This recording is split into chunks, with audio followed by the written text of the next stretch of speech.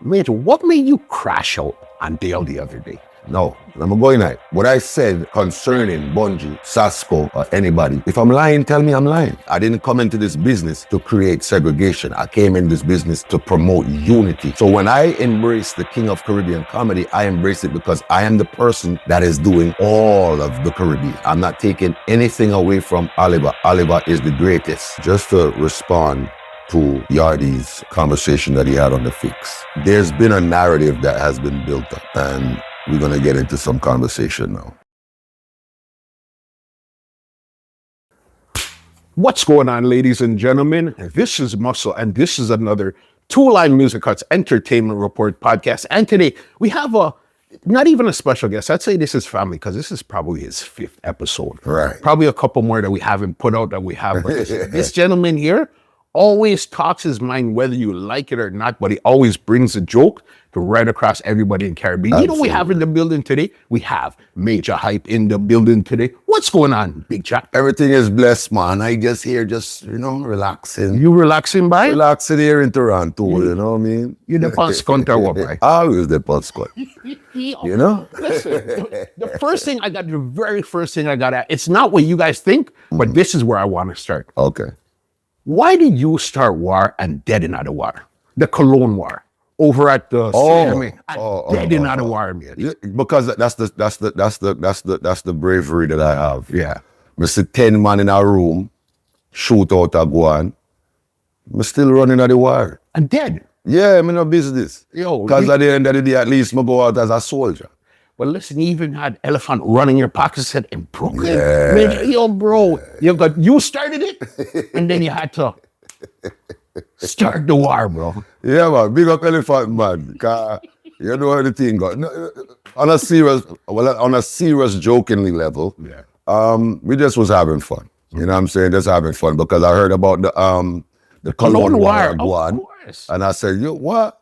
Them Cologne are bad like my one, but me running at the war and not knowing it was a war of magnitude. Mm-hmm. I thought it was a cent war. No, so I go over there with my one machine. I say, hey, smell this here. And me just see about 10 rifle rice. Mm. And it just went down that way there. But big up Ding Dong and big up Elephant Man. Big up the whole of my family then, you know how it go. Definitely. Yeah.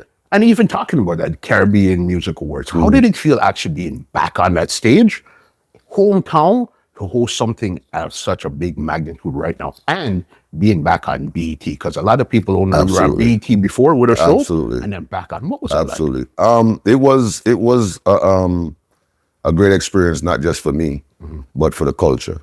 You know, and I'm always the person who would push the culture more than I would push my own self. You know what I mean? Because if I feel like if the culture is winning, then I'm winning. You know what I mean? Then I've accomplished my job. You know what I mean?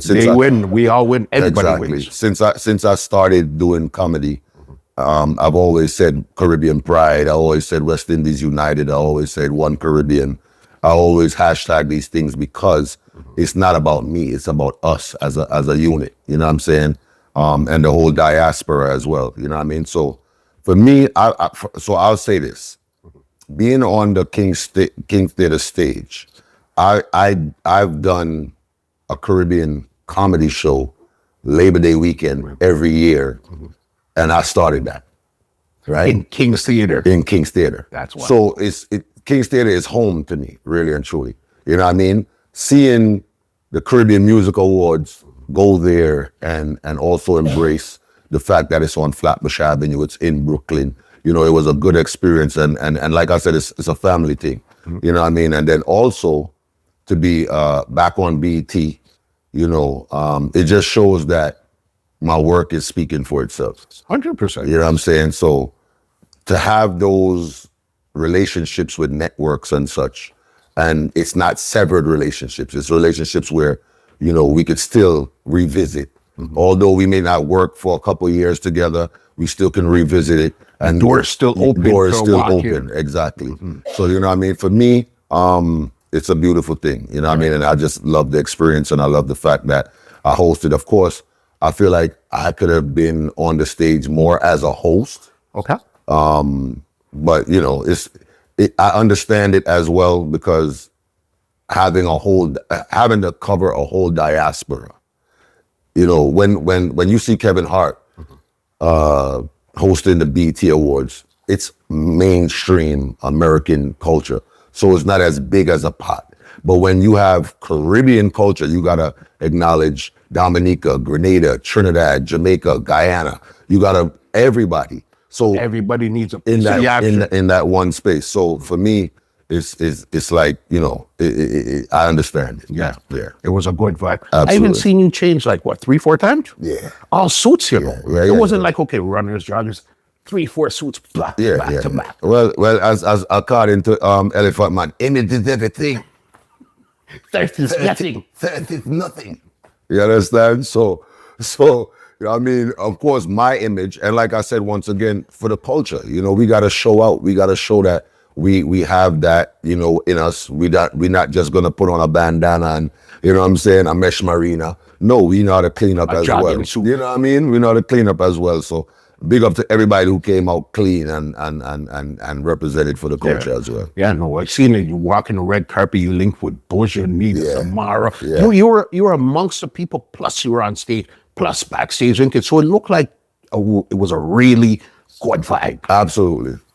First of all, big up Buju Banton, because you know Buju Banton is one of my favorite DJ, my favorite artist, and I do a lot of videos that emulate him, and you know, big up everybody. You know the thing going ready. We don't go on all the time. So when I see him, it brings joy to my heart just to know that, you know, that's somebody who I idolize and look up to in the business. You know what I'm saying? And to know that he receives that love and gives it right back. You know what I'm saying? Because You could see that. yeah, because they always say if you idolize somebody, never meet them, right? Because of course we know that we've all met somebody that we once had on a pedestal, and it's like, When they met them, it's like, I better your asshole, brother. You know what I'm saying? So it's like, it's better you never meet him. But I can safely say big up Buju, because every time I see Buju, him always embrace the love and, you know, acknowledge my presence as well. You know what I mean? So big up Myri, big up yourself. And big up Negus and Imara too. You're doing a good job as well. No, definitely. I seen another big show that you hosted in Brooklyn again, was Planet Brooklyn. Yes. This was more of a soca thing. Yes. So getting to see you on these stages were wild. Yes, though. definitely, You understand? What was it definitely. like now being in Barclays, and then now you're the host for this big soca show here? What was that feeling like now being back on that stage? So for me, when I'm hosting an event, the room stays the same for me. I don't care if it's 10,000 people or if it's 100,000 people. My job and what I'm doing, it stays the same. My job is to connect with the crowd, is to fill them with a sense of pride, joy, laughter, love, all of these things. So whether it's a room of 500 people or 5,000 people, that's my job. So for me, I mean, of course, it's something to put on the resume, you know what I'm saying? That, yo, I was in Barclay and I hosted Barclay or whatever the case may be. But for me, it's just me just doing my job to the best ability. You know? Yeah, that was it there. Even I seen that you linked with Cartel backstage at his show. It's almost like he passed you for one quick second, then he looked up. So Majah, Yeah. what was that like now? Was that the first time you linked Cartel? Since he came out. From he of jail. came out. Yeah. Since he came out, yes. I mean, even when he was incarcerated, me and Cartel used to talk all the time on like DM and stuff like that. Big up the King of Caribbean comedy. You don't know him. Yo, yeah, do your thing, and yeah, big up yourself, hold up your head, don't worry yourself. Your soul, freedom is a must. You know, those kind of conversations and stuff like that. Even like when I did the Gaza Airlines video and stuff like that. You know what I'm saying? For me, it's not necessary for me to engage with music artists when I'm doing comedy, but I feel like it connects the culture. And remember, that's your background too. Absolutely. So it's not like your thing, and you have from playing instruments to playing sound to singing, DJing. So music is a big part of who you are. And I feel like music groomed me for what I am doing now. You know what I'm saying? From traveling with Bobby Condas, you know, in Europe and Japan, and going to the festivals in Germany, and, you know, 40,000 people on a stage. I done DJ'd at a festival in Germany where it was 50, 60,000 people, and we're behind Nas and Junior Gong on stage. Pandikana, no, you know what I'm saying? And seeing the place erupt, you know what I'm saying? And I felt like those things were like my stepping stones to get to where I am now, to be comfortable on stage, to be able to, command a room and a crowd, because I tell people all the time, when it comes to selecting, you're high. You have to be talented, but you also have things that you can hide behind. Yes, because it's the music. You have the music. You have the selector. If you are MC, you could blame it on the selector. Yo, what kind of mix that? You didn't count the right bars and stuff like that. But when you're actually a comedian, you have nothing to hide behind. It's you, the microphone, the stage, and the crowd. So if you slip up, you better be able to fix it. Quickly. Yeah. You ever used to get, or even now, get stage fright going on a big stage? Or what do you feel like going right before you get on stage? Well, when I'm on stage, I'm at home. I'm more comfortable on a stage than I am in my house. Okay. 100%. With a large crowd just focusing on you solely? Absolutely. Yeah.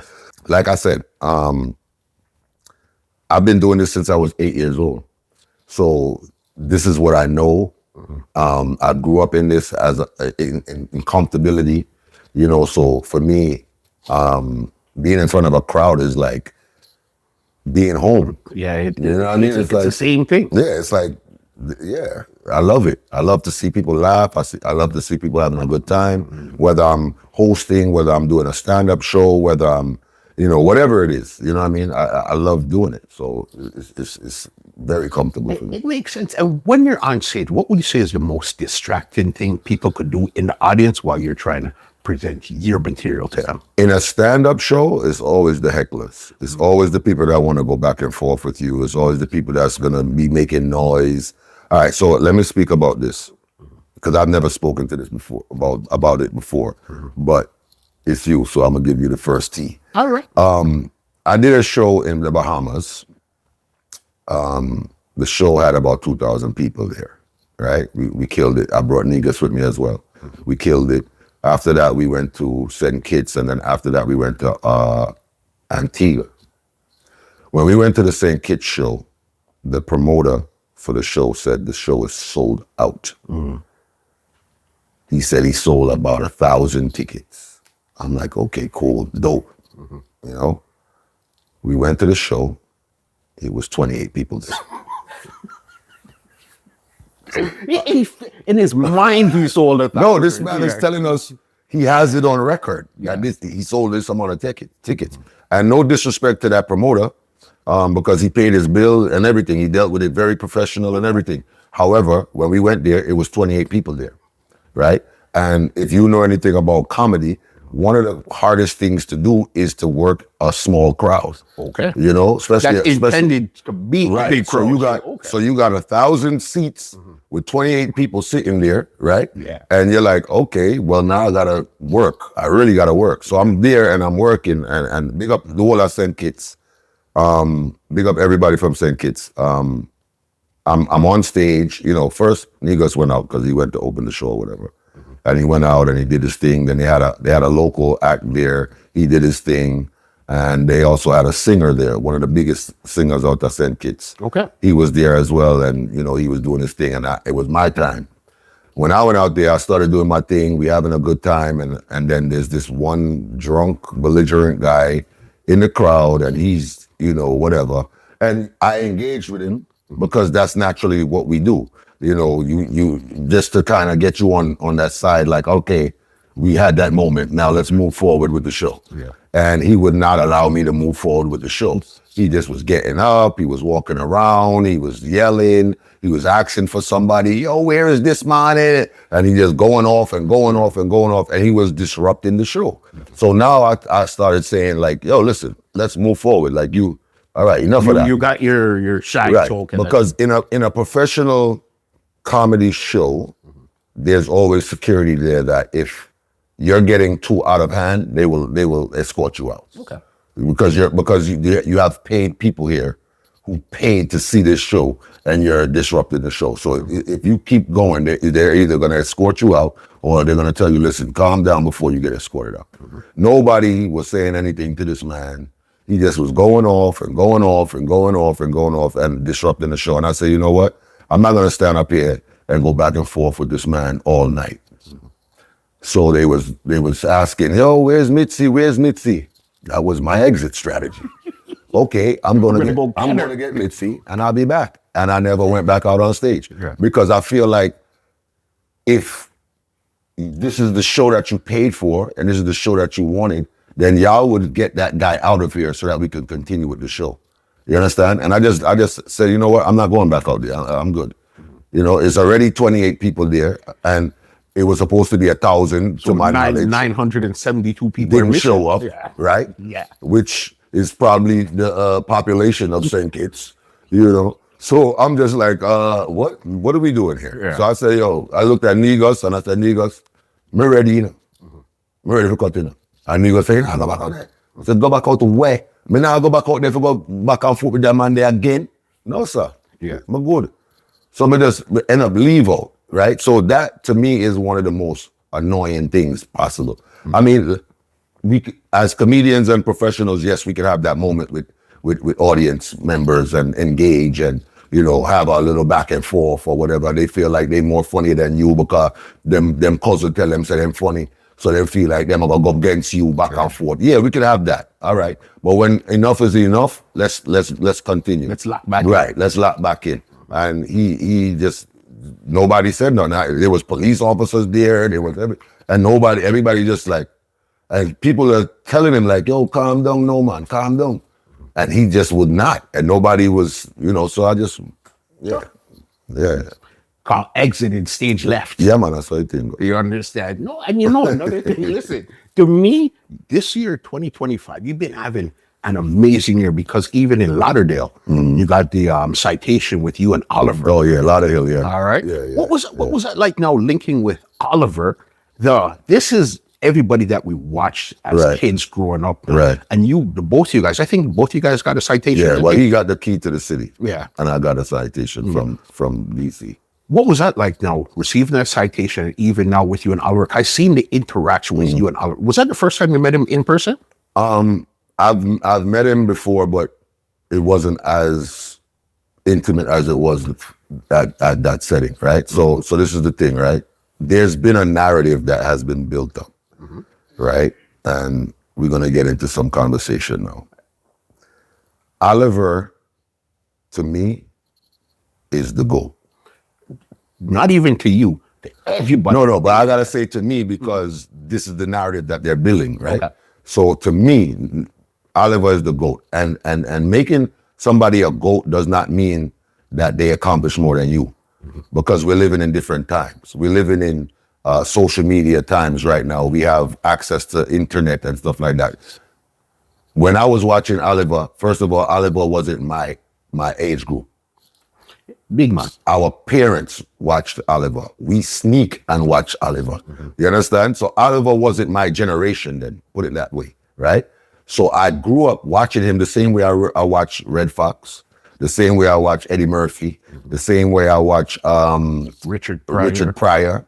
You know what I'm saying? These people were not of my generation, but I watched them growing up as big men doing their thing. I'm like, yo, their money, I do their thing like them a star, like, you know? Oh, what stars, you know what I mean?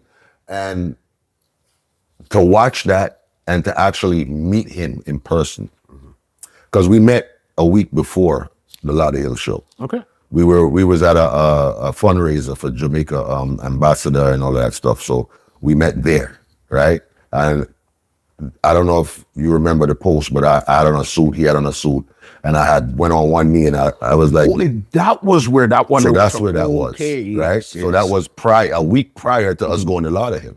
So I didn't even know he was coming to Lauderhill. Let me tell you how ironic this is, right? So he's like, yo, next week, you ever make me laugh? Yeah. Come here, I tell him, say, yo, you make me laugh for years, you know. You know, the one when you got foreign and the one where you get locked up and you didn't get a ticket and you are telling people it's a murder. Yes. And then some of them say, yo, you make me laugh for years. So he look at me and say, well, next week, you ever make me laugh? I'm like, what does he mean next week I'm gonna make him laugh? So I didn't even know that he was coming to Lauder, right? So I'm like, all right, whatever. I go on the plane to fly from Atlanta to Florida. Who's sitting next to me? Yeah. I literally watch Oliver walk in, put his suitcase, his handbag up or whatever, and sits and looks at me and says, "Yeah, me ain't there for the same flight, and we are sitting next to one another." I'm like, yo, this is crazy. Like, so we did, and everybody's asking me like, yo, that's your dad? You know what I'm saying? Like, that's your dad? And I'm like, yeah, that's my dad. Because you know why? I'm saying to myself, boy, I would have proud if I'm my father. This, you know. So because I say, yeah, but I'm a father, man. Yeah. So everybody's like, yo, you guys are funny. And oh my God, I never knew you guys were father and son and all of this bullshit. So they didn't know. And something happened on the plane where they actually took us back off the plane. Okay. So they took us off the plane, some emergency business, whatever. They took us off and Oliver got off and he was like way in the back. And I'm like, I'm not going back there. I'm gonna stand right by the door. You understand? So because I know they're going to board this back, and I'm gonna be one of the first people to go back on. So when they took us off, long story short, and they put us back on, I was like, Daddy, forward. I didn't forward, and we'll go back on the plane or whatever. But when we went to Lauder Hill, so being at this narrative, like I was saying, this narrative was created that I don't know why people try to make it look like me and Oliver is at odds, but we're not. You know, I respect him, he respects me, and we work together and we do a lot of things together as well. He also have a foundation where he's giving back to people and giving back to the kids and and donating to the performing arts and everything. He actually was supposed to do a event here in Toronto, but because he's on tour right now, he had to postpone it. I was supposed to be the special guest. Okay. That was gonna be there, but the cat's out of the bag now. Yeah. Want to know that? All right. Anyway, so they're saying, remember, the Lauder Hill show is my show, and they want to give Oliver the key to the city of my show. So I said, listen, I have no problem with that. He deserves it. I said, but you guys have to let me know what you're doing on my show so that I know how to arrange it. You understand? That makes sense. Makes sense. All right. They're like, yeah, you know, because we don't want to make it look like, you know, you guys are feuding. I said, feud? How can I feud with Oliver? We won't have to say, we want to get this thing here from. We don't really get this thing here from. And they're like, well, how do we want to do it? Should we do it after the show? I said, no, that don't make sense. I said, because after the show, people are going to be they're going to be ready to leave. If we don't know comedy people in a party, you know. No care who you want to keep after party and them something that them are got a yard is a different crowd. You understand? So I'm like, no, that'll be disrespectful for me to go up there, do an hour and change past stage, and then an hour and come give him the key to the city. I said, what we should do is let the opening acts and the features do their acts. We're gonna stop the show. We give Oliver his key to the city and everything, and then let Oliver introduce me on the stage. So that's a win-win for all parties All of involved. us. And that's how it played out. And he brought me on stage. It was more like of him passing the baton. Even though he's still working and he's still current and he's still doing what he's supposed to do and doing movies and everything, it also was like a cosign, like, yo, big up that youth, he might do him thing too. You understand? And that's how it played out. And then surprisingly, they had a citation for me. I didn't even know that. You know, but I just thought it was just the key to the city for Oliver, and that was it. But they actually gave me the citation as well. So that's how that played out. Where I think it's really coming from is your title, King of Caribbean Comedy. Because remember, he got that earlier this year. He is the King of Caribbean that was comedy. strategic. But you got to remember, it's two different things though. You're king of stand-up Caribbean comedy, even though you act and all that. Because remember, Oliver doesn't do stand-up. He does acting. Right. But this is the thing. Let me break this down to you. Right. That was a strategic play on my career. Right? Because the award show that crowned him the King of Caribbean Comedy is a Jamaican base award show. It's not a Caribbean show. So for me, you're only doing that because of my title. It's not, Oliver has nothing to do with this because he's going to accept it regardless because this is what he has worked for. And that's what right? he is. Right. So and remember, I'm going to say this again, I don't even really like the title, to be honest with you. I like most of the time when I'm doing a promo video or anything, I stop saying it. I don't even want to be associated with the king business, king this, king that, because it puts a stipulation on your career. You understand what I'm saying? And I respect it and I value it because the people gave me that title, not me. I didn't give myself. Wake up one day. Yeah, I didn't get up one day and say, you know what, I'm here the king of this. No, the people them say, yo, you're the king of the thing, you're the goat of the thing. You understand? And I'm just embrace it. But the reason why I embraced it is because you have, and let's just clear it. You have White Yardie, Jamaican-based comedy. You have Dino Crazy, Jamaican-based comedy. You have Negus Imara. He's venturing out into other Caribbean islands, but it's Jamaican-based comedy. You have Oliver, Jamaican-based comedy. You have Junior Lee, Trinidad-based comedy. You have Certified Samson, Trinidad-based comedy. You don't. The point that I'm making is that you have not seen one man cover so much ground, right? So when I embrace the King of Caribbean comedy, I embrace it because I am the person that is doing all of the Caribbean. So the King of Caribbean comedy, with all due respect, Oliver cannot be the King of Caribbean comedy when you only represent one nationality. Junior Lee can't be the King of Caribbean comedy when you represent one nationality. You have to represent the diaspora in order to be called that.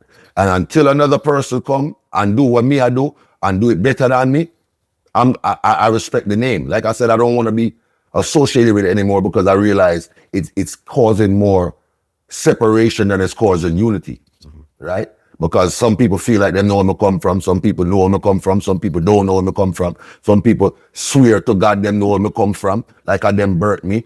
You understand what I mean? I say? It just reached to a point where I'm like, yo, you know what? I didn't come into this business to create segregation. I came in this business to promote unity. You understand? That's why you would see me do a video with a Trinidadian character talking to a Jamaican character with a Guyanese girlfriend. And you understand me? And an American driver and all of these things because I'm meshing everything together so that we could come to one melting pot and laugh and joke and you know what I mean? So at the end of the day, that's what my purpose was. So if what I'm doing is creating segregation, then I don't want to be a part of it. And I get that. You see, okay, this is where I'm going to give you a bit of pushback when it comes to Oliver and King of Caribbean comedy. You see, because he's been right through the Caribbean. Yes, he's Jamaican, you know. But when you look into the Caribbean and say, who represents us as a comedian? Us. You would look and you would say Oliver, outside of, if we're going to say Trinidad, but look, if you're going to say Trinidad, Guyana and all those stuff separate, okay, I get that. But once you put it all together as one, you're going to look as Oliver. He's the one that brought it that far. Now let's say this. Jamaica, and anybody could feel how they want to feel. Jamaica is the capital of the Caribbean, right? If you dispute that, you'd be a liar. Right. Jamaica is the capital. If you're living in Canada, if you live in the States, if you live in UK, and you was here in the 80s, the early 90s, I don't care what accent you come with. If you talk with an accent, you were Jamaican. I don't care. You could have sound like a Bajan, you could have sound like a Guyanese, you could have sound like anybody. Oh, you're Jamaican? Yeah. No, I'm from Georgetown. Where is that? In Kingston? They don't business. Jamaica is the capital of the Caribbean, right? 100%. We can't take that away, right? Jamaica is the capital. Anything will come out of Jamaica, it will flourish across the globe. Bob Marley, Bounty Killer, Vibes Cartel. We can go on and on and on. Usain Bolt. Yes, everybody cheers for the person that is leading because of the diaspora, right? But that person does not represent that culture. There's a difference. You understand? Because me, as a person who do my research, as a person that studied this craft and studied this business, yes, Oliver is the biggest person when it comes to comedy out of the Caribbean in that generation and that era. However, a man like me, you can't ramp with me, so, because I know who Trevor Eastman is, I know who Sprung Along is, I know who Tommy Joseph is, I know who these people are. You understand? And these are the people that represent their cultures. You understand? Rachel Price and all of these other people that represent their culture. I know who these people are. So at the end of the day, you're gonna get a sold out show in Barbados if Oliver go there. Yes, you're gonna get a sold out show if he goes to Guyana, because he's the biggest thing. But he's not representing that part of the culture. Because if you go to Trinidad, I know you could get my entire Trinidadian set Absolutely. in Trinidad. If you go to Barbados, you could do the same. Guyana, anywhere you could do that. And every time I go to these places, that's what I do. You understand what I'm saying? If I'm doing a Trinidadian show, I'm not talking in my native language, you understand? Or my native accent. I'm gonna speak so that it's relatable to them. You understand? And of course, I could go up there and speak Trump's English. You know what I'm saying? I could go up there and do that too. But is that comfortable? And is it relatable? Exactly. So when I go up there and I reference a Marshall and I say, boy, what's going on here? What is on here really doing? They gonna relate to that. You understand? What I'm gonna do? I'm gonna go over there and start speaking like Junior Demus in Trinidad and say, yeah, oh, now they so say, well, see ya Japan. Yeah, they might know the song, but that's okay. It doesn't hit that exactly same way. And like I said, once again, let me clarify again, because these people watch 30 seconds of a hour and a half long interview and make their thesis off of that. Once again, I'm not taking anything away from Oliver. Oliver is the greatest. You understand? And it's up to us as the youths to carry further than where him did carry it go, or where he carried it go. Remember, I say, when you talk about Oliver, you're going to play and them something there. Stand up and make a my thing that, yes, I could act, yes, I could do all of these things, but stand up. There wasn't a space for Caribbean people like that, even though there might have been Caribbean stand-up comedians, it wasn't to this magnitude. You understand? Them say self-praise is no recommendation, but nowadays, the way I look on it, the more you're humble, the more people take you to fool. It's a thin line between being humble and knowing who you are and letting people know who you are. Right. Yeah, we're cool and everything. Right. I know who I am. Right. I understand where I stand in this entertainment. I know who I am, but we're cool more time. Exactly. Until you push me to really state it, then I'll state it. But exactly. I know who I am. And that's the reason why I talk. When I talk because you give me no other choice. Because I'm not gonna first of all, I'm not gonna dumb down my blessings to make you comfortable. That's number one. You understand? God has been blessing me for so long. I've been doing his work, and fulfilling my purpose in this space for so long. And it seems like it's not being appreciated, it's not being respected. You understand? So now I have to talk.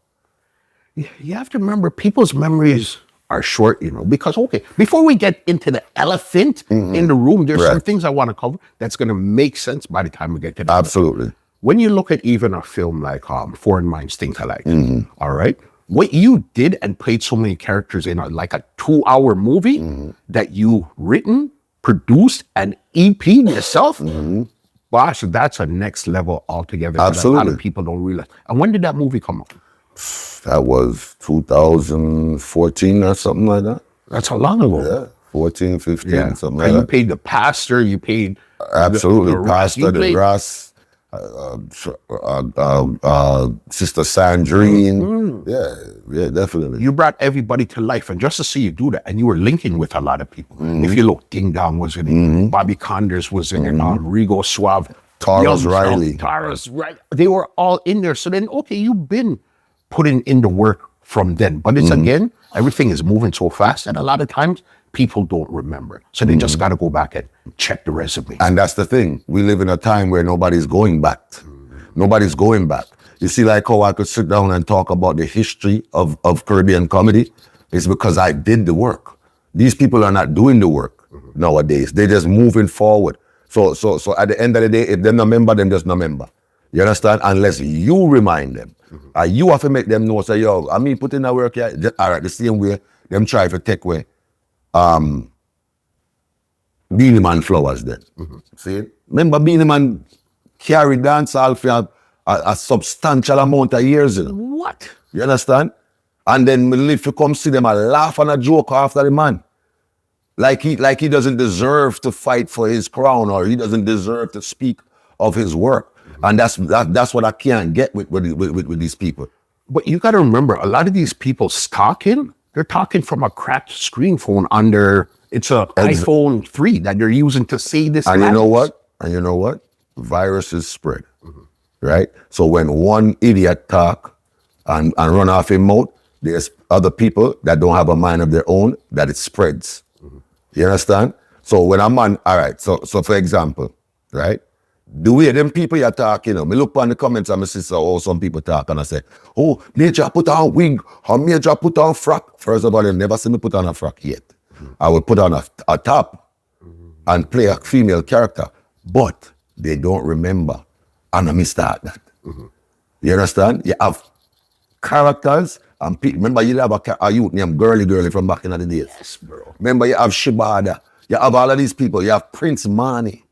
That are him really bust out as a female character, which is Susan. Yeah, man. See, the only reason why me create a female character is because I see, oh, good.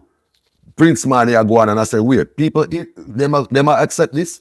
Well, then me need one in my portfolio today. But you knew to the level that you were willing to go and absolutely. not willing to go. Absolutely. I was not going to go to the point where, for example, I seen a video where Prince Mani did one time where him take out a pad out in front and box himself with it. And him have ketchup all over him face where we are supposed to emulate blood. No. Me not gonna go so far if you do them things there, bro. That's why I created a female thief that is a bad girl and a TikTok, because you're not gonna see her in a compromising situation. Even if she talk to a boy, a thief, she a thief in money. She con the man out in bread. You're not going to see her, no little compromising thing. That's why I created that character. You understand? Come here and say, yo, if me I go create a character, must one of them characters will come from Annette Garden or Allman Town or one of them places. Spanish Town bad girl, Wait. Them girls don't even like sex. Like that. You understand? One of them there. Yeah. That's how Mitzi come about.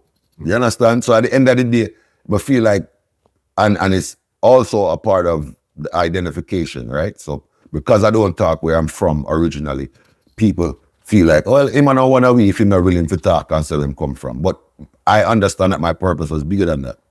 Because all right, and I don't want to sound like the Caribbean soldier boy, right? But have you seen so many collaborations between Jamaican and Caribbean and Trinidad artists, or soca artists and Jamaican artists? Have you seen the magnitude of it since I've been working and doing this unification thing? It's been because everybody's on board with it now, to even the point where if you go look on Caribbean Airlines, you know what their hashtag is? One Caribbean. And you know how long you've been putting in your but nobody now gonna come out. section? Nobody now gonna come out and say, yo, you know what, Majah Hype been after that.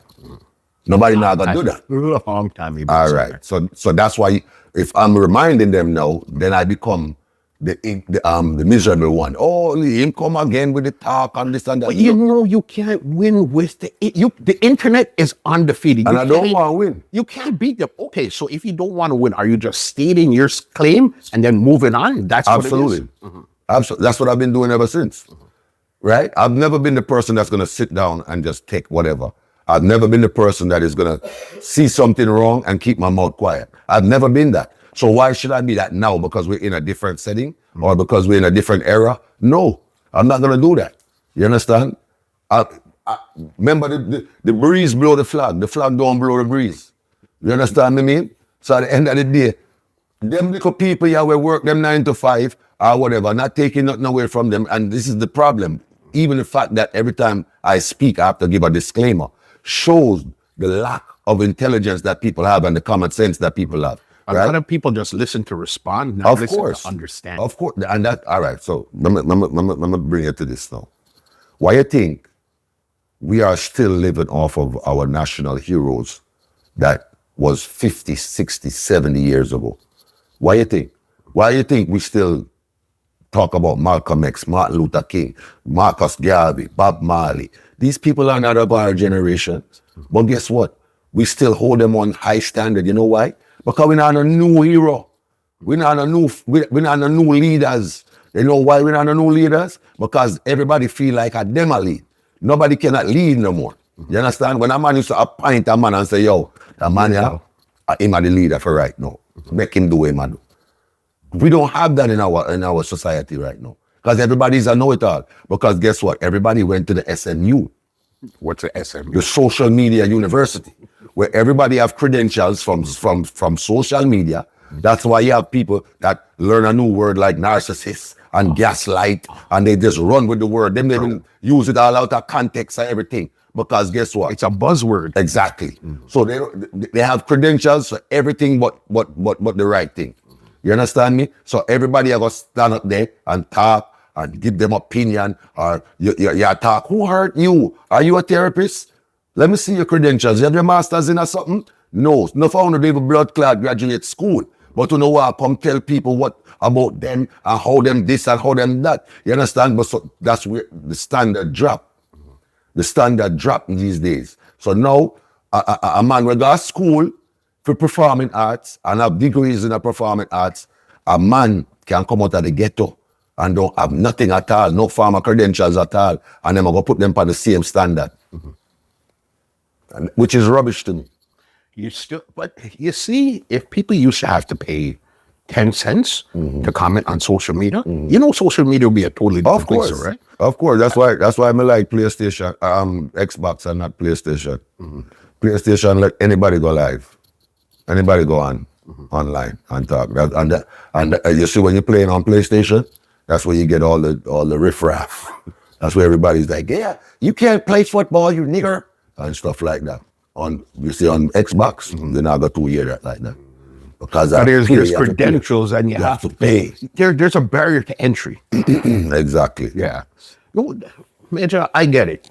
Listen, you know what? I didn't want to get here so quick, but fuck it, we're here already. Let's get there. All right? As the youngins would say, Majah, what made you crash out on Dale the other day? And not even just Dale. This was a crash out on Dale, Bunji, and Agent Sasco. All of their names were in the mix. What made you crash out? I wouldn't say it's a crash out. Youngins would call it that. Yeah, but that's another word like narcissist and gaslight. They just throw words around, right? I wouldn't say it was a crash out. I would say it was me speaking my truth, right?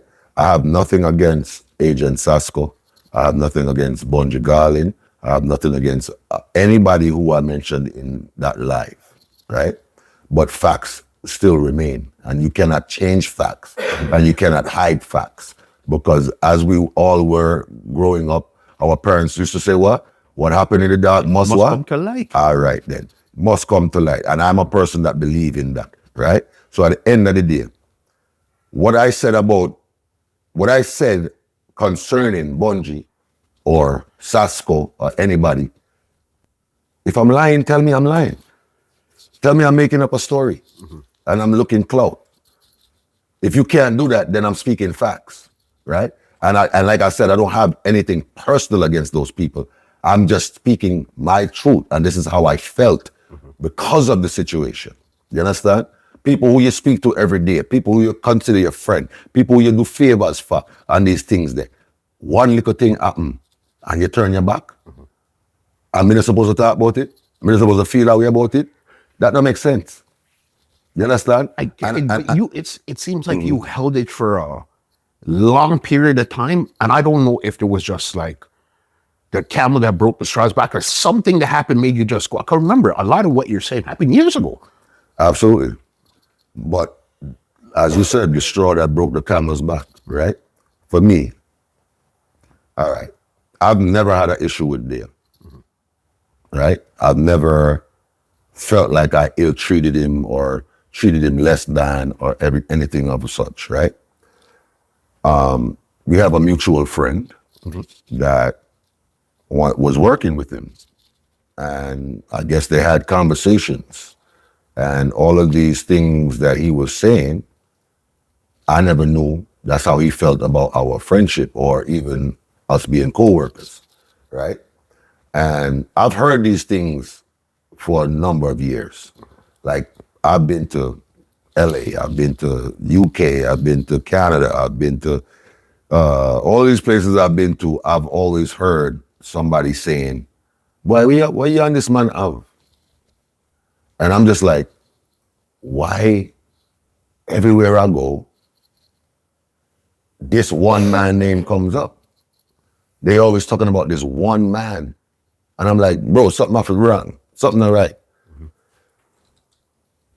Mind you, I'm a person that works with everybody. As a headliner, let's just establish this. As a headlining comedian, I have the right to tell the promoter who I want to work with or who I don't want to work with, right? I've never, once again, if I'm lying, they can oppose this.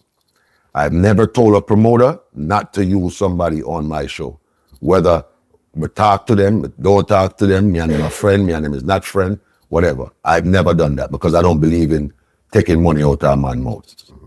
You understand? You never know a man's situation. His mother, him picnic them, if him have picnic, his sister could have need help, whatever. I'm not the person that's going to take food out of a person's mouth. All right. If it's my show now, I'm going to feel like to work with you. I mean, I'm all right. Right? All right. Boom, no. I'm hearing this everywhere I'm going for years now. And I'm just like, yo, bro, I don't know what's up with this youth because I don't have an issue with it. So I don't know. Maybe because of where I'm at, he wants to be there. Maybe that's the reason. And I don't have a problem with competitive spirit. But when bad mind drop in it, then we have an issue. In any field of entertainment, exactly. It's always competitive. Competitive, that's how it goes, whether you're a sound man, you're an artist, competitive is the nature. Which is okay. A man, could I feel like him run faster than you see it? Go see him on the track. You understand? Don't walk around and tell Nissan, don't use him and don't make him do an endorsement photo. Don't go to Swiss Watch and tell them, say, yo, don't work with him. It's not necessary. Don't do those things. And that is what was happening with me. So you're boxing food out of my mouth and you're stopping opportunities for me. No, I'm going at it. After all of these things that I'm hearing, right, I still didn't address it. Leave it alone. Wes of Juice Comedy comes to Atlanta, right? He wants to go to Atlanta Comedy Theater. Remember now, even if Wes has spoken to the owner of the place or whatever, I gave him the correct introduction to make him be able to call this man today. It was your link originally that you said, okay, you guys control this. Exactly. So for example, if Wes want to do a show with Yardie in Atlanta, him can call that man, take my link and say, yo, I want to do a show with Yardie. And the man will give him the deal. You understand? These people don't understand. These comedy clubs are tight-knit circles. You can't just go get into Laugh Factory or Improv or Funny Bone. You can't just go and just get into it. You have to have a link or you have to have an agent or somebody that could call on your behalf to get you in these places. All right. When Wes linked me now, and this is a few years ago, Wes linked me and Wes said, he might come because Michael Blackson was doing a weekend at the club. So I said, all right, cool. So he was like, you coming out? I said, yeah, you know what? Let me come out and yell up Michael Blackson or whatever, like how you did it. Me, I remember Wes, I'm a dog. So when Wes come up Atlanta, I give him all one of my car them for drive. See? I drive, my car, everything, whatever. I introduce, he was with Dale. Brought Dale, yo, Dale see me. Remember, you know, years know me, I hear this man, I call up my name. So you've been hearing this before you actually met him in person? No, I met Dale in Jamaica before he even came to America. I'm going to get there. Yeah. I'm going to get there, right? So I'm just giving you where it led to. right? Boom. He's there. Dale is there. I introduced Michael Blackson to Dale. I said, yo, remember, you know, I done hear all of them something already, you know, and still, now showing a bad face, you know. All right. Yo, Michael Blackson, big up yourself, bro. Yo, what's up, bro? How you been, man? How's work? How's there? Everything good, man. Yo, the youth, yeah? Upcoming youth, you know, in the business, you know, Caribbean comedian too, you know, bad, you know. Yeah, what's his name? Dale Elliott and where? Oh, the meet. Yeah, well, go and big up her. We sit down, we do a you know, look a video. Yo, big up, you don't know Majah Hype there. Don't know. Dale Elliott there. Yeah, Michael Blackson there, yeah. Mm-hmm. I'm like, all right, good. So everything when me hear, I'm gonna just void it because in my show, say, I'm not really that. That night they done, I see the man post the video with Michael Blackson. I know I can't find myself in the videos. I'm like, hold on, wait. I was right there. The man purposely edit me out of the video, you know. I make it look like, say, him and Michael Blackson are all our vibes. And Majah Hype not dead it. So I'm like, wait. If the man ever edit me out, that means, say, something not right. So I say, you know what? Still now go pay it now, man. Leave it alone. Boom, now. I go Miami about a month ago. There in Miami, I usually work with my opening acts, but I didn't work with anybody this time. So the club said, yo, we got some people that could work with you or whatever. Open the show, whatever. Good guys. They had a Brazilian dude there, a Latino dude, and a Haitian dude. We all in the back in the green room. Usually, and this is the funny thing about it, right? The green room is for the headliner to get in his mental state to, you know, zoom out everything and stay focused on the show. I'm not that type of person. I'll allow the other acts to be in my room. You know that. From the time we've been laughing right up until next on stage. Where's Hype? Exactly. You understand? So we and my room is always the center of attraction for whatever reason, right?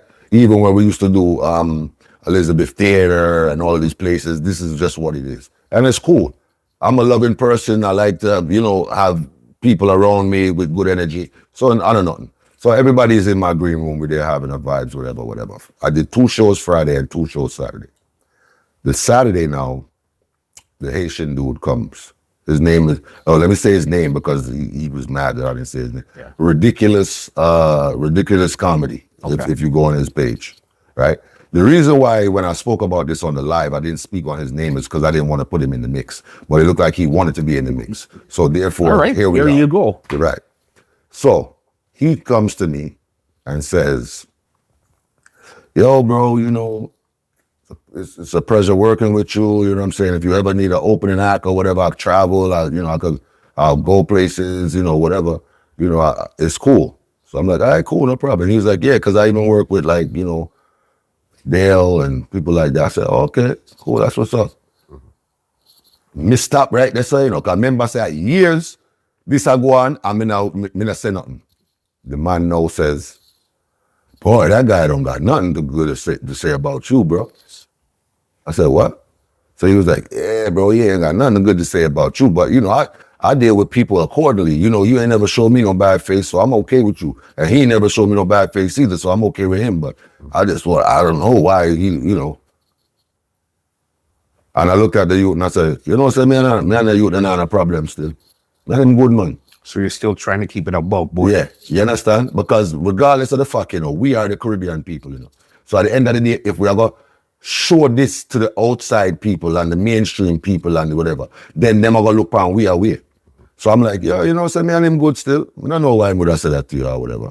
And he was like, I don't know either, but you know, it is what it is, you know. I'm going to leave it right there, so I'm going to say nothing. My wife was sitting right next to me. When he went to go on stage now to start the show, my wife was like, boy, you really, I get some fight, you know? Because me and I talk about these things, but never really, you know, so she never really experienced it for herself. So she actually hearing it now. She's like, boy, I don't understand that. I don't know. I say, you see what I do? I tell the man, said me and the man, no problem. Just for kill the argument. But the more I thought about it and the more it bothered me, that's how the live came about. So that was the straw that broke. All right. Okay, I get it. Right. I'm saying this has been going on for years now. Why now? I was told something that the person told me straight up. I don't want to get the person in the mix, but the person told me straight up that this person told him, oh, I'm coming for this spot. I want to be the top Caribbean guy, but I don't want to be associated with the Caribbean, right? That's number one. Number two, do you know about the movie that he was in? Sprinter. All right. The movie that movie Sprinter, these people called me from morning for playing that show there, you know. I was supposed to play the coach in that movie, right? And this is something that I found out. Well, the person they told me this before, but I don't really recollect that.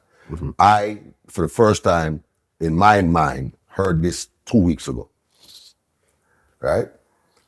So the people call me and they're like, yeah, we have a movie and we want you playing it, but we don't have a budget right now. And by the way, shame on y'all. The people who did Sprinter, shame on y'all to make somebody influence y'all, not to use somebody based off of their personal opinions and how they feel.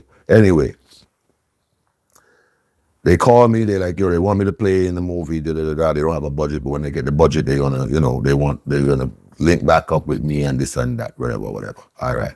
I'm in Jamaica. I'm doing a endorsement or ambassador situation with Lasco, Cool. We're doing it, we're doing the shoot, we're doing everything, the Ras, this, that, Cool, Ray. Dale pops up. Dale is there. This is the first time I ever met Dale. Heal him up everything. Yo, I go on you, see how do your thing and big up yourself and go on continue do your thing, whatever. I don't know what I said or what mannerisms I used for him to feel like that you try style me, You feel that's what he got from the first interaction? That's what he told the person. He told the person that. Oh, me not like how him deal with me when I first meet him. That's what he said. I don't know what it was.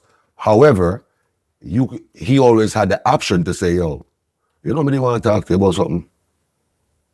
You know something like how you deal with me the first time I meet you.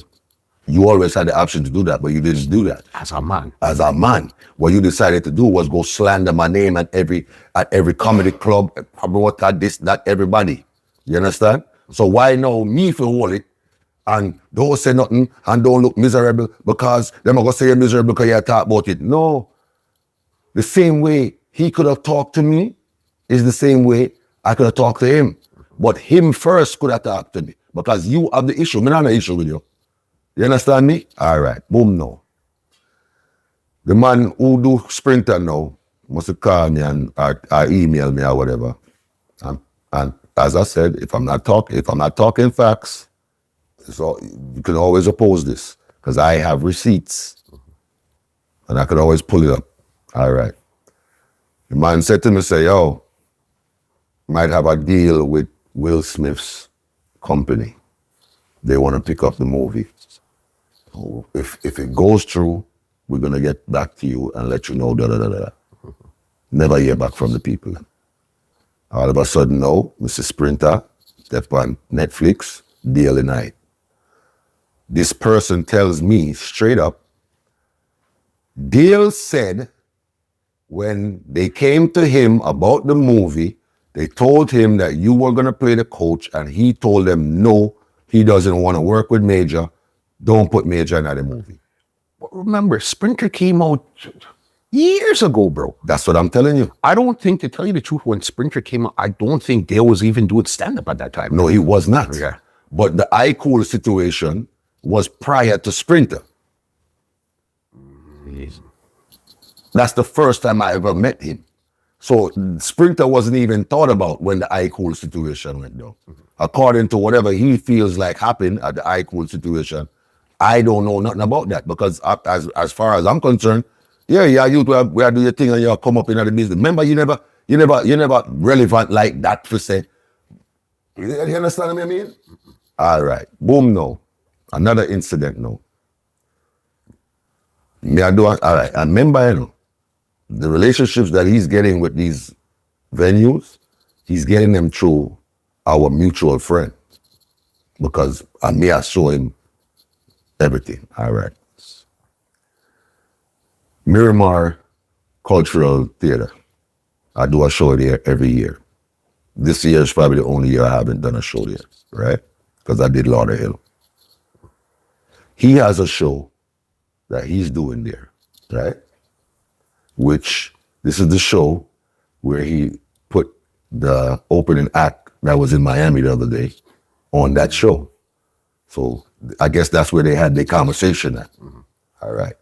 One woman come to me, we work at the theater and say, yo, I'm VP and Dale. I'm saying, nothing. No, I'm asking because he had a show here, because his show was like, I guess, 4 weeks prior to mine. He had a show here and some people came to give out your flyers for your show and him tell them, say, him no want them give out no flyers over here for Majah Hype. Brother, what kind of spirit you carry so deep that you don't want me in the movie, you don't want me giving out flyers at your spot, you don't want, you're telling everybody who you come in contact about me. What's the problem, bro? If you bad and you're a wicked comedian, outwork me, outshine me. But clearly this is deeper than being a comedian, because you said the first 2 times you met him, which was for the first endorsement and Sprinter, he wasn't doing stand-up, but he was doing skits those times. Yes, he was on the cup, but he wasn't doing. So, but you're a little boy for me. Okay. That's what I'm trying to show you. You're a little boy for me. So I don't understand. So you come see me in a business and you want to come bad mind me right through?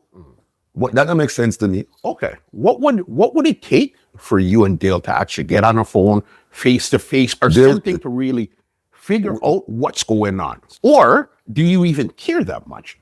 I don't anymore. I don't. I think that we passed that point where we could have severed the friendship or whatever the case may be. I think it's past that now. You understand? Because just to know that you fought me out of an opportunity, right? To me, that's plain eyesight, bad mind. You understand? I'm gonna do you nothing.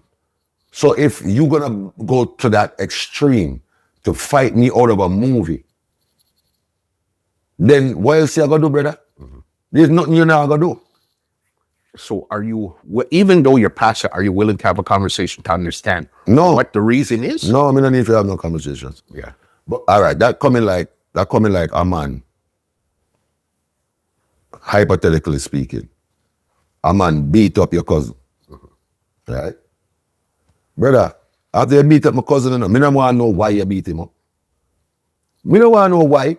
I just know say you violate. And we have to violate your back. You understand? So at the end of the day, if a man and your cousin did have an issue, and you can resolve it before it reaches this, then yes, let's resolve it as men. But if you violate, there's no more conversation to have. You passed the line already. Yeah, you don't cross the line, brother. Okay. Would we ever see you and Dale on a show together? Never. He's not going to do it, first of all. First of all, he's not going to be on a show with me. He's not going to do it. Even if I was to do it, because I know my strength, I know how bad me is on stage. So me, even if me did consider to do it, him not going to do it. I tell you that. You see, there's a narrative that's going around. I've seen, again, because my job is always to poke around online. And I have the blog, and I've been bigging up the comedians from time. Absolutely. On my blog. It wasn't no mix-up thing for me to say, let me big up the comedians, because it's all part of entertainment. Of course. A narrative that I see going around right now, they're saying, you bad mind Dale because he got the Live Nation deal. That's what people are starting to say right now. Brother, everywhere the man I go. Brother, remember I've been traveling for years. Traveling the world for years. So And I'm signed to one of the biggest agencies in the business, which is Gersh Agency. So why would I just because Uno might hear Live Nation name over Gersh more, bro, it's no difference. I've been with Gersh for the last 8 years. Gersh Agency is Dave Chappelle's agency. That's Jamie Foxx's agency. That's Majah Hype's agency. We all signed it under the same agency. I've been doing this up to today. Gersh met me work and do the comedy clubs them and everything all around the world. It's just that he has a deal with a different company. So how can I badly mind you for something where me have already long time? That makes sense? You have to remember, people are not concerned with the truth if the lie is more entertaining. Listen, one thing I could say, give it some time. Because a man can never hide them true self for so long. So give it some time. All right, watch this. I'm going to show you something. You remember there was a debate the other day about who we first used Soon Dead? With a comedian, with a Canadian comedian. Yes. All right, a Canadian comedian. Him and Dale was cool. They're not good again. They're not good again right now. See it? When you interact with everybody and everybody have a problem, brother, eventually people are going to realize that you are the problem. You know? You understand me? Remember, said me work with every comedian you can think about, you know. Every one of them, Christopher Johnny Daly, Dufton Shepherd, White Yardie, Tricks, even the people that Mark Trinidad, Jay Martin, you name them. We work with all of them, Haitian V, Joe Show, name them. I've worked with every comedian, not had a problem. Marlon Wayans, D-Ray Davis, Paul Mooney, Cedric the Entertainer, Mike Epps. I've worked with people from near and far, big and small. So, have you ever heard a narrative of Majah Hype being hard to work with, or he's a bad mind person and him don't want to put on people and him don't work with people? Have you ever heard that? No. So why you have this issue with me so much? It's just one of those things where, again, you guys are in a market that's not even the biggest market. It would be better if everybody could unite and do their things. But again, a lot of things are wishful thinking. And that's nobody ever one group of people, everybody unites and everybody's. But that's not true. That's not true to a certain extent, and I'm gonna tell you why. Okay. In this space, as Caribbean stand-up comedians, it's a very small space. Very. Right? You might have loads of Caribbean people that do sketches online, but when it comes to be on that stage, enough of them can't fulfill it. Right? And this is just to respond to Yardie's conversation that he had on the Fix. Right? He said, in name could have stay outside. Why would your name stay out of it if we are co-workers? I've worked with Yardie in England, in the States, everywhere, Canada, name it. We are co-workers, right? If I'm referencing, this is the reference that was made, and this is why I said when people watch a 30-second clip of a video, they lose the narrative of what. Or they speculate or make their own narrative. Watch this now. I'm saying in my life, when I'm working, if I'm in Dallas, if I'm in Florida, if I'm in Georgia, when I'm in my green room, I am not thinking about Yardie, Tricks, Christopher Johnny Daly, Dufton Shepherd, Pretty Boy Floyd. I'm not thinking about none of these people because my purpose and my goal is to make this room laugh and have a good time. You understand? So when I said Yardie's name, I said, I am not intimidated by any of them that I need to go and slander their names.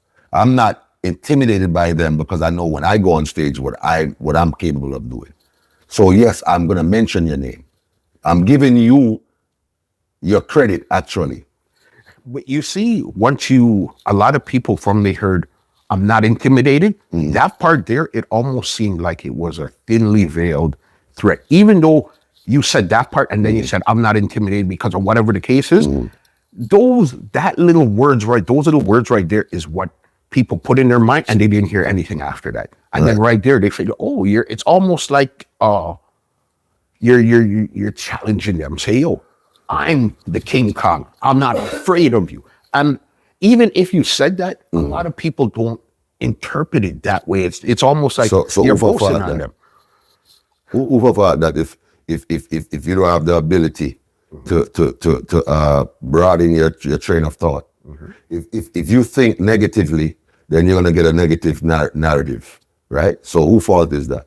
If I'm speaking directly and letting you know that I don't have time to badmind any of those guys because I am not intimidated by them.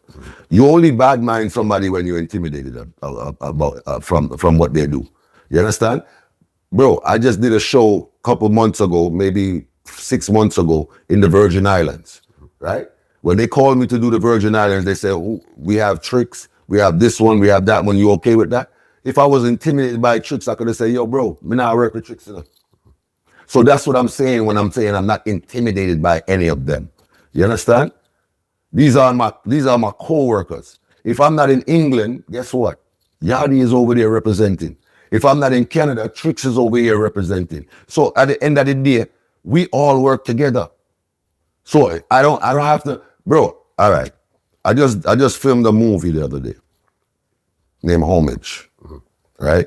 I did it with an actor that is well known in Hollywood and everything, right? The actor asked me, he said, yo, listen, you got anybody that, we could play this part, or anybody that could, be a filler or anything? You know what I did? I called Negus and I called Otto. And I put the two of them in the movie. Negus is like, yo, this is my first movie I've ever been in, bro. Big up yourself, give thanks. Otto, the same thing. I don't go around trying to stop opportunities for anybody. So when somebody's doing that to me, I have every right to lash out. You understand me? And if I have to be looked at as the bad guy because of it, then I'm okay with that. You're all right with you being you. I'm okay with that. Because you're secure in who you are. Absolutely. Your talent, everything that you brought to the table, and everything that you're bringing to the table. Bro, I've been the only person holding this up in this magnitude for a lot of years, bro. You understand me? When there was 15-second videos, bro, I was there. Big up to everybody who been doing comedy. I'm not saying I'm the only comedian, because you have people like Trabas and them people there. Trabas was a YouTube person. Trabas wasn't on Instagram as much as I was on Instagram. He was doing YouTube, and he used to do long videos with famous A.O. Pink, Lincoln Tree, that the whole of them used to come together or forward together, pause, and do them videos. You understand? So at the end of the day, bro, me not ask for nothing where me not work hard for. Me work for this, bro. You understand? And me not gonna make no boy, no girl, nobody just come around and discredit me or act like me never was a factor in the business. Just like I said, me personally, I could never size up myself with Oliver. No care what Oliver do in a film space at time, whether I've accomplished more or not, I still can't size up myself with him because he set the trend. You understand? From me go up on Breakfast Club and them thing there and Wendy Williams show and them thing. I never see another Caribbean comedian up there. I never see none of them in other space there. So all of my work is devalued because of what? How me bad mind a man for a contract where him signed. I only don't even know the depths of the contract. Only don't even know the depths of it. It might, I'm not taking nothing away from it. Maybe it's a beautiful contract for him. Maybe it's not. But that's not my business or my concern. The same way when me go sign my thing with Gersh, it's nobody's business. All I know is that every year, Gersh have me at work and I make me money. And so that's what it is. And You that's want just work. what, that's Work. it. Yeah. So when you have a box food out of my mouth, that means that you don't care about my picnic then. You don't care about my family then. And also ever me have and them thing that where I depend upon me. So so your thing is this: even if we don't like each other, if we could work in the same space, eat food, that's all you're concerned with. But once you start boxing out the food, that's when the problem occurs. All right, watch this now. You know, a similar thing happened with me and Christopher Johnny Daly. As far as, let me explain it. As far as people telling me stuff about him, people telling him stuff about me. Whenever you see Chris, ask him about this story, right? It's like we almost disliked each other because of what everybody else was telling us, right? But remember, he lives in Jamaica, I live in the States, so we didn't really see each other like that. The first time I officially met Chris Daly was in Barbados. Okay. We all was doing a show in Barbados. I had my dressing room and his dressing room was further down, and you know, I see the flyer, I know him there on the show, and I say, yo, we really have one. So, you know, man, I hold them ignorant vibes and they on wall. Not talking with no boy, you know. Only hard than anything or anything. And him have the same vibes, you know. And for reach outside, you have to pass my room. So it looked like Chris did I go outside forget somebody or something. And when him walk past my room, him see me. And him walk past like this. Like a bounty killer kind of. And I'm like, so it real then. So I go out there, I'm stand up. And him look for me, and when him look for me, I say, hey, I go on. Like one of them, you know? Like one of them, yeah. So I said no. I said, hey, I go on. Then I said, what may I have? And I swear to you, bro, the two of us just start laugh. Yeah. And it's like, yo, dog, you know what I said? Me not a problem with you. Me not a problem with you neither. So and so said this and so said that. Brother, me not said nothing. And we just laugh it off and we just become friends from this. So. You understand? So if it was supposed to be fixed, it would have been fixed. You understand? Yeah. So that's why I try to tell you, say, if it reach so far away, they know, with this youth here, I'm not really interested in enough fixing nothing. We just talk my truth and talk how it go, and that is it. Well, you know what? Because a lot of times I know when you're on live, you could respond to the comments, but you see how we're having a conversation here. Now, I'm asking you a question. You're saying what you're saying. I think people might get a better understanding of what it is. But you're going to have, some people are, but there's going to be a group of people that it doesn't matter what you say or do. Exactly. In their mind, that's what it is. But there's going to be a percentage that you could sway. Because initially, when people don't like you, there's nothing that you're going to say that is going to make sense to them. For sure. If them have it in their mind, so them just don't like you, them just don't like you, right? And no matter what me say, this interview, them could have watched the full capacity of this interview here and still say, that boy, the bad mind, dog. After them hear this, them still have to say, Allah him are telling you that. Because them mind just set, they just don't like this particular individual. See? So at the end of the day, I am not here to try to convince, he's not a salesman. I'm not here to try to convince anybody. And I'm not trying to get anybody to like me, because guess what? If everybody like me, that means I'm not true to myself. You're doing something wrong, boss. You understand? I'm not true to myself. Everybody cannot like you. No. You understand? There's going to be people that just don't rate you, don't like you, don't think you're funny, whatever the case, don't think it is what it is. And you have to be okay with that in this business. And not everybody ever like you. You understand? So at the end of the day, I'm not really business with them. You understand? The people who have an open mind and the people them who know Majah Hype for all of these years, if they didn't even have a grain of salt to think, say, yo, I'm a bad mind the little youth, so this is just clarity for those people. Clarity. You understand? I'm not saying it to make him look bad. I'm not saying it to make anybody look bad. I am just talking the truth. And nobody can beat you if you're talking the truth. The truth is the truth is the The truth. truth is the truth. It no matter how you look on it, it's just the truth. You understand? And he might have a different version of everything. But I can tell you, this is what if a man come to you right now, Muscle, and say, yo, me have a conversation with Majah, you know. And Majah say, nah, do your podcast, nah, do not interview with you, because he may like how you never hear him at the last show. What you gonna do? Link you one time. All right. One. All right. No, you're not gonna go around and tell everybody, yo, Majah pussy. Yo, don't book Majah. Yo, Majah this, Majah. You're not gonna do that. Right. So As a man. Right. So you must know why you do what you do. Yeah. You understand? I got it. That was definitely the elephant I wanted to get out of the room. There's actually two more things I want to cover because I know you're in Toronto for your big show happening tonight at the JCA, UJ Martin and everybody else. So yeah, before that, you know one thing I always see you do a lot of your skits and it's you playing 3-4 characters and all that. And I see a lot of them you do outside of your house.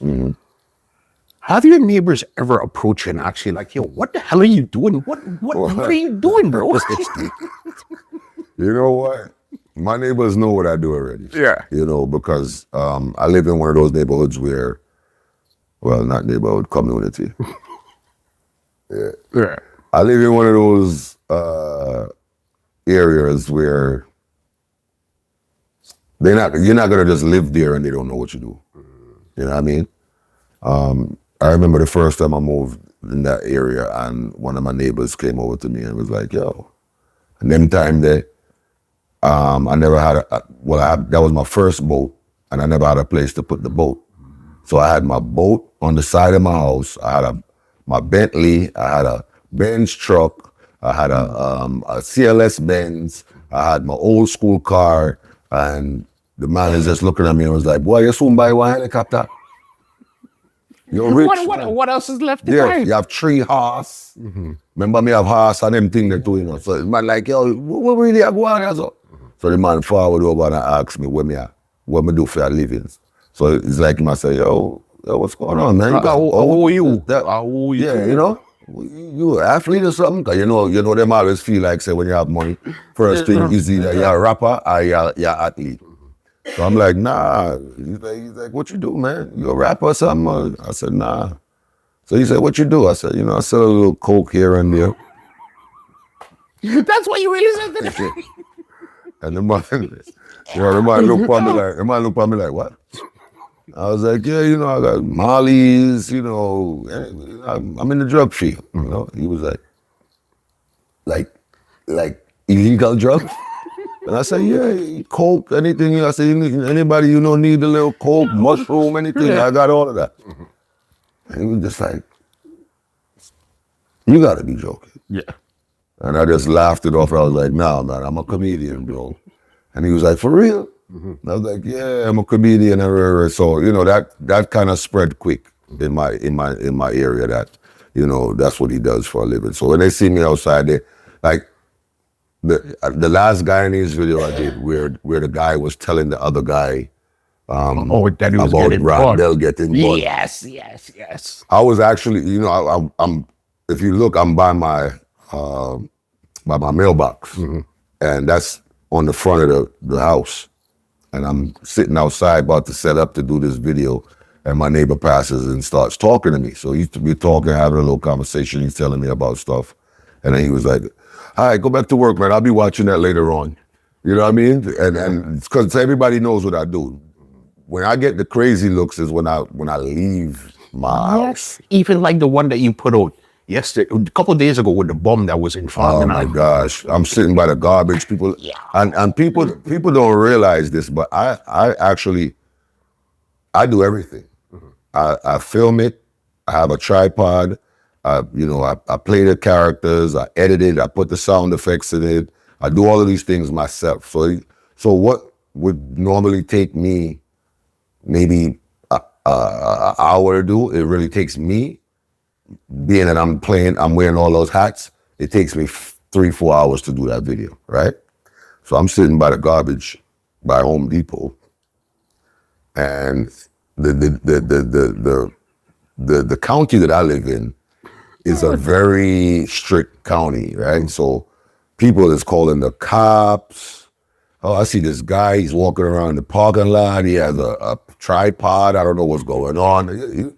I was telling myself the other day that I'm gonna start posting like these bloopers and stuff. Bro, you have to post those. I posted one in my IG story one time because the first time I did the bum character, I was filming, and while I'm filming, remember, I'm playing all the characters, so I'm actually talking to myself, right? So the bum's talking to somebody. So people is looking at me and like, are you all right? Yo, I was doing the bum character one time, and this lady literally came over and gave me a $5. Bro. And I'm like, miss, I'm just playing the character. I'm doing content as a character. And she's like, oh, I'm sorry. I thought you were really homeless. That's funny guy. Bro, I'm doing the bum character, and this lady pulls next to me. Majah, one. I was like, yeah, man, I'm gonna do some work, and go right back to work. You know what I'm saying? So, but it is what it is. It is what it is.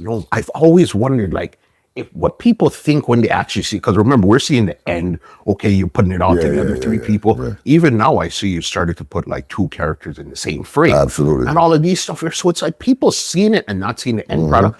I know they must think, yo, this man is a madman, bro. Yeah, definitely. You know what I mean? But you know what?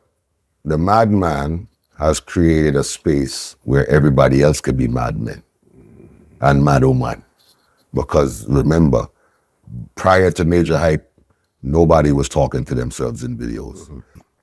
Playing multiple characters and creating characters and these things. And, and like I said, I'm not taking anything from anybody, and I'm actually proud of myself that I was able to create a lane for people who is self-reliant. You understand what I'm saying?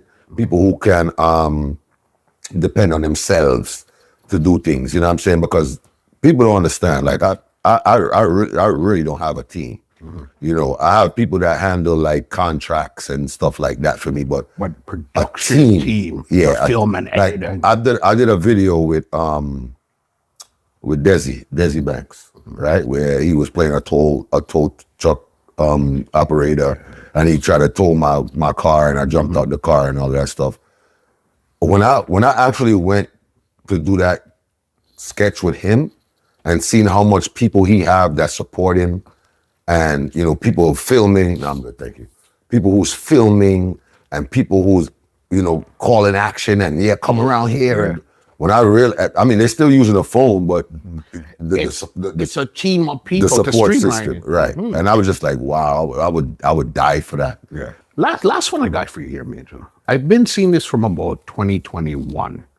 Crazy movie. Enough action, enough vibes. Even you with the Marley. Listen, Vendetta. With you, Ky-Mani, and Sir Prime Minister, what's up with that move? I even seen Ky-Mani jump up on your live the other day, talking about, okay, it's ready to go, but I didn't really hear anything else after that. I don't know if that was Instagram talk or if that's what's going on with that movie, bro. All right. I lie, we not tell. We never filmed a movie. We were just trying to create a hype. There is no movie coming. We just made it look good, but it was actually a prank. It was another skit. A very expensive skit. Exactly. A multi-million-dollar skit. All right, so, and this is the reason why, I'm never going to stop giving my God praise. I'm never going to stop thanking God, regardless of what the journey looks like, regardless of the people that, forward in and out of my life, regardless of the people that fight me, bad mind me. God has always shown up for me, and God has always proven to those people that he is in my corner and I'm an anointed person, right? Fight me out a sprinter, that's fine. That's cool. I am now a part of many other projects and movies, right? Ky-Mani is a person that I know for years. You know, we officially spoke about this movie maybe in 2014. Well, back then. Yes. We were both in Jamaica. We was in Trelawney. And him look at me and say, yo, blood, I love what you do, you know. Love what you do thing, you know. I have a project, you know, we want to work on and, you know, want make sure you're part of this movie and thing. I'm going to say, all right, no problem, anytime you're ready, let me know. You know, just building the conversation on the network and then thing there.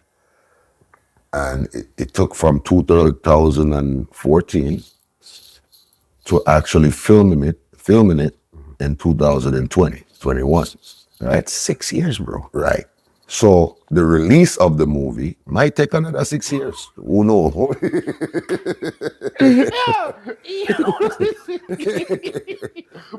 the BTS and all that, yo, Brother, it's wild. Brother, as I'm say, and I'm a usually I beat Ky-Mani. I'm not gonna lie. Usually me I say, yo, brother, how we really do the movie, a dog? I me usually beat him, but me not gonna beat him. Me I tell you why. You can't rush greatness, right? And everything is done in God's timing, the Almighty timing. You understand? And when it's supposed to happen, it will happen. You know what I mean? We worked on this movie. It was very professional. We did what we're supposed to do. And I'm keep telling people, this movie is gonna be the next movie. Like all right. Remember, we have certain movies in our culture that is just footprints. Cult classics. Third World Cup. Classic. Belly. Classic. Dancehall Queen. Classic. Shatters. Classic. Smile Orange. Classic. Harder they come, harder they fall. This is the next one. This is the next one. This is the one that people is going to remember for the next 30 years. Yeah. You understand? And trust me, I'm not just saying that because I'm a part of the movie. I'm saying that because I've experienced filming this movie. I've experienced the professionalism. I've experienced action, because I've been on a bunch of movie sets that they're not enough food. You know, they're not, you have to go change in your clothes in your car. I've been in all of that. I had my own trailer. This was, we had movie police on site. We was shooting up neighborhoods, and the whole police department forward down there, and them realized, we got permits, and you know, all of these things. The special effects person who was on set was the same person that worked in Matrix. That's how the levels. All right. Yeah. For give you the understanding of the nature of this. I'm talking about we in mansions firing AK-47s, and you're literally seeing this lamp shatter. Yeah. That kind of thing. Like, this is not after the fact that special effects. No, this is happening. This is not adding a muzzled gunshot in Final Cut or something like that. It's like, we bought this lamp to tear it up. You understand? We don't see a man brain splatter out on the wall. Yeah. In the movie. So I'm like, yo, this movie this is it. This is the one. So right?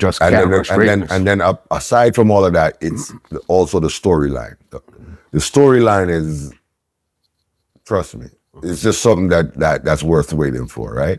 So Ky-Mani is also a perfectionist, and he's been editing this movie for the last 5 years, 6 years. All right, let me tell you. When we first finished and we wrapped the movie and everything was done, and a couple months passed, and he's like, yeah, man, I got a little trailer, I got send come here, and I watch the trailer, and I say, right, this gonna lead. And then I go and say, brother, when we have done the movie, and him say, yo, you know, we have a kind of finished edit. When they come back to Florida, we're gonna sit down and we're gonna watch it.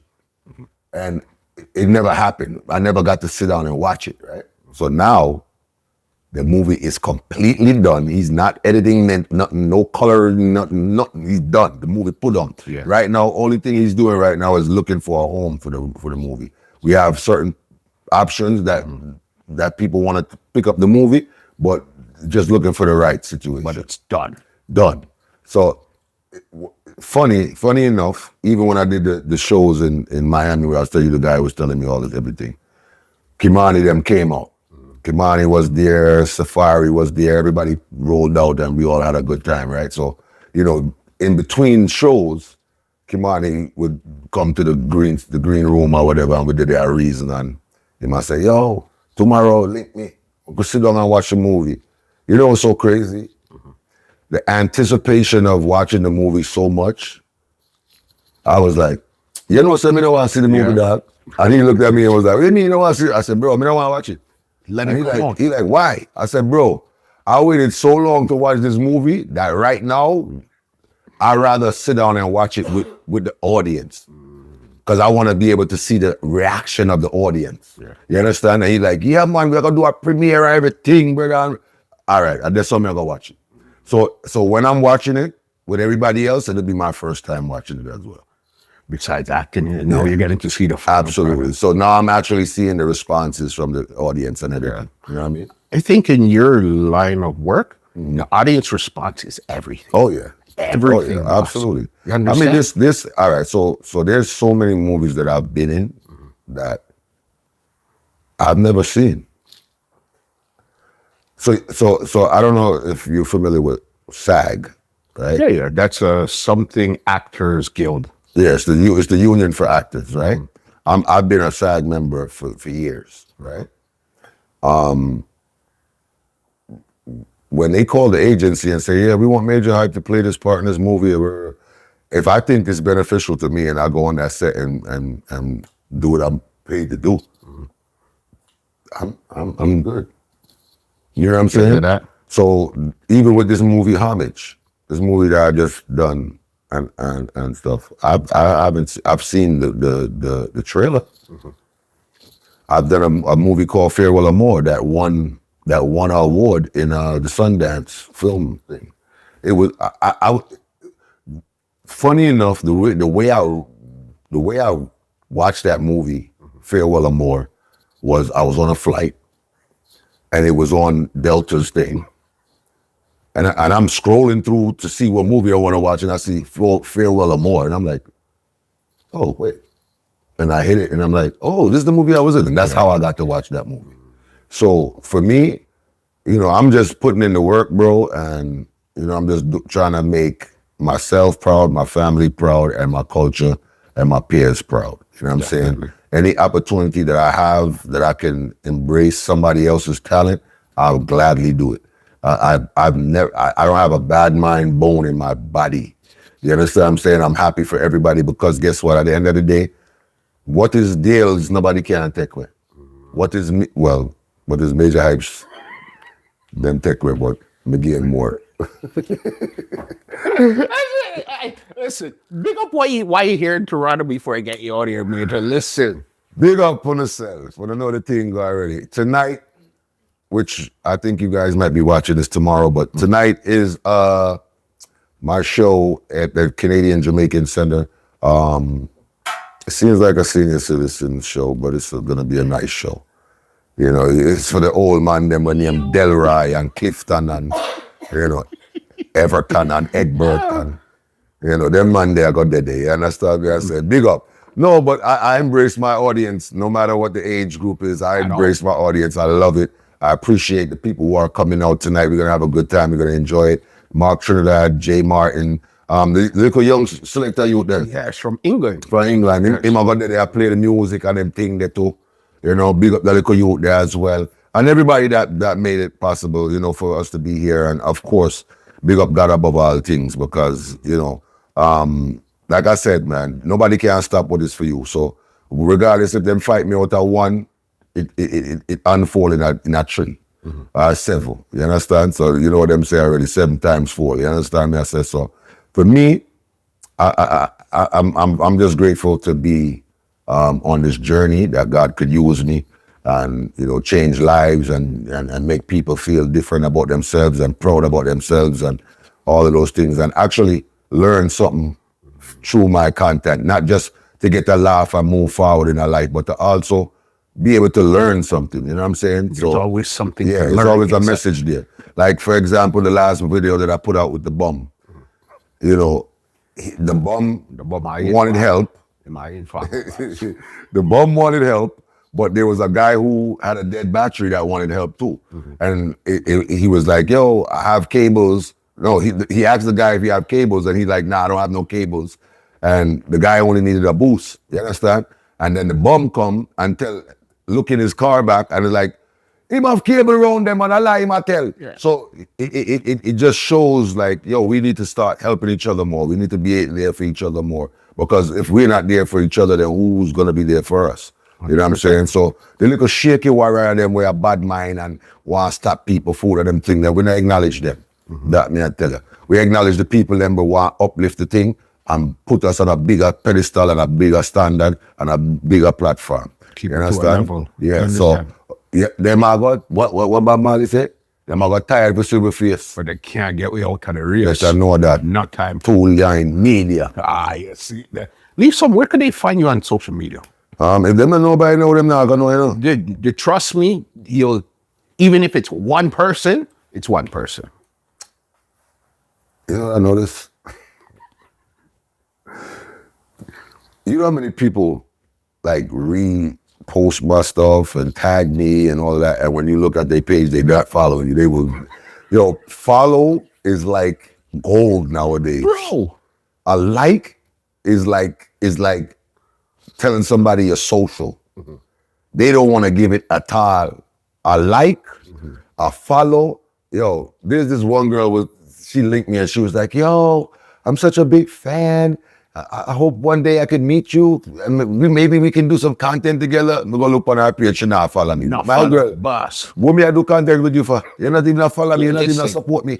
Anytime I get a message, the first thing I do is go to the profile. Oh yeah. If you're following, it depends on what you're asking for in the DM, then we might talk. But if you're not following, I don't care what you're offering. Absolutely. Delete that message. Absolutely. Immediately. Of course. Immediately. There's people that come to my show that follow me and they'll go up there and record and say, yo, I had such a good time. This is the best comedy show I've ever been to. And, I'm about to go repost it. And then I look, then I follow me. No, I'm not reposting that. Forget that. Thanks for coming to the show. Thank you for the support. But if you can't press follow, that tells me a lot about you. So, okay, for the people that might people that might want to follow, MAJAHHYPE, Majah Hype. Yes, it sounds like Majah. It's called Caribbean Ebonics. I went to Jamal, so I don't know how to read and write that good. So I'm going to just put Majah, but I thought I was doing something because I put Jah in it. So I thought it was godly to put Jah, and it's me, so it made Jah, but people still call me Majah. So I just this sort of thing there. And Spanish people, the Latino people, they call me Maja. Because the J is pronounced as an H. Silent. No, it's pronounced as an H in Spanish. So, hey, Maja, what happened? I like your stuff, man. I listen to everything you do, Maja. So, I mean, it is what it is. I don't call me what you want to call me. Just call me blessed. Mr. Hype. Absolutely, bro. Thank you. We've been linking from the first time you supported. I'm talking, if you've been forwarding to Toronto for at least 12, 13 years, we've been linking from day one. Absolutely. And it's always that was as a comedian. Because remember, as I was playing sound, I used to be here coming up from Epiphany days and all of that stuff. So I remember when you actually had the hut, the actual hut, bro, in the mall. Malvern Towns. I'm gonna see if I could find those pictures and put them inside. Yeah, let them know. So they can know this is not new. So this is what I'm telling you, right? So people don't see the journey; they only see the blessing, and they think that you just popped out of the sky, out of nowhere. This is years of strategic work, blood, sweat, tears, hearing no's, getting turned down, getting disrespected. This is years of this. Yes, you might see the glory right now, and it look good, and Majah doing thing, and him make money, and ray, and this and that. You know how much years I've went through in life not knowing how I'm gonna feed my kids. What? how the rent I got pay, the mortgage I got pay. You know how much days I sat in my house like, boy, what me I gonna do this month, yeah. And have to smile on the still gotta gram keep- and all these things that exactly. make it seem like everything. But that's why I never give up on God, you know, because God never forsake me. And the Bible said that I will never forsake you. And trust me, that and God have a strange way of playing around with me, bro. Yeah, he will make sure I'm broke for 30 days, and the 31 day, him just bring abundance. And he be like, gotcha. You thought I wasn't going to come true. I wanted to see if you're going to cuss or what you're going to be dealing with. Yeah, bro. Exactly. So, Major, it's always a good reasoning and energy. And you're transparent and you're just willing to take those arrows when you know people are going to watch it and say what they're going to say. But you still got to speak your mind for the way how you feel. Absolutely. You understand? Absolutely. Most people are afraid to speak their mind and what they truly feel in their hearts. Because we live in a society right now where it takes away your personal opinions. You know what I mean? If you play a song and I don't like it, I'm a hater. Instead of just having my own opinion and saying that shit is trash. You understand what I'm saying? How much times have you scrolled through Instagram and see a song that sound like shit, and when you open the comments, a beer fire emoji and that? Yeah, I say, I must have something wrong with me. I'm the problem. Shit this. I'm the But everybody under the post putting up fire emoji. Yeah, man. That one you're gone where? In the trash. Listen, Major, I'm going to get you out of here before we go down a road that's going to get the whole of us in problems. You hear that? Yeah, that's true. First of all, I got to big up Prento for actually bringing Major to Toronto again. Absolutely. You know what I mean? And I got to big up my good friend, Wes Hype, that actually connected the link in the first place. My brethren, Wes Hype, big up yourself. You understand? I'm not too sure about that one. Nah, me stop. Big up Wes. Big up Wes Hype. You don't know. Bob. Me and you are a friend right now, but you don't know. Big up yourself. I'm a brother. All right. Ky-Mani Marley. And the other day, me and him was on the phone, and he was like, so which one of us is the one that dies? Because I don't want to be the one that dies. Because Kane, who died? Kane or Abel? Which one died? Kane killed Abel. Yeah, so I my ears. Yeah. Well, ladies and gentlemen, this is Muscle, and this has been another Two Line Music Hut's Entertainment Report podcast, and we are out. Peace. Wow. Yo, you love problems, bro. This podcast is brought to you by www.twolinedmusichut.com.